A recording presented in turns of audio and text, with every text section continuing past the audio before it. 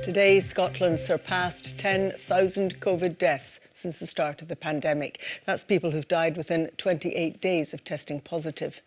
COVID-related absences in the NHS have reached their highest levels since the first wave of the pandemic.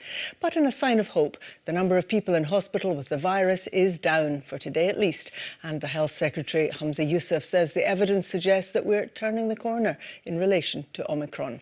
Katie Hunter reports. To lead and to govern. And what comes next, do you reckon? The weekend, the week?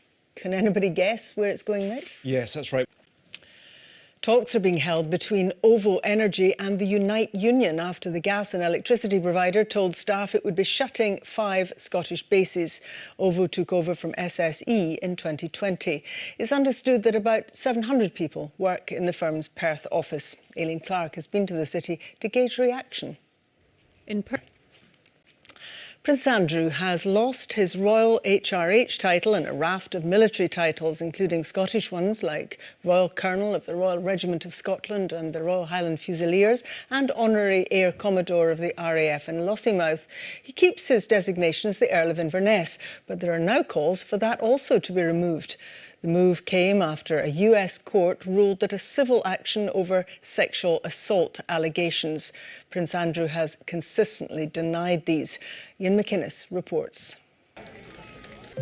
It's been 7 weeks since Storm Arwen battered parts of Scotland. It was one of the worst storms in decades and thousands were left without power. Aberdeenshire was one of the areas most affected. Our reporter Rachel Bell has been speaking to some of the people still trying to pick up the pieces. To find out what's happening on BBC Scotland at 7 o'clock. Tonight, yet another apology for yet another Downing Street drinks gathering. This time, it's the ex-head of a COVID task force saying sorry. We'll get an insight into the culture behind the corridors of power from a former special advisor on Whitehall.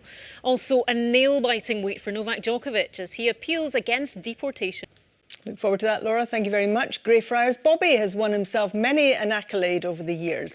Now the dog who stayed by his master's grave in Edinburgh every day for 14 years has had a ceremony to mark 150 years since his death. David Cowan has more. Though it's still on the cool side and breezy in the north too. That's the forecast. Sally. Thanks very much, Gillian. That's Reporting Scotland from everyone on the team. Have a very good evening. Bye-bye.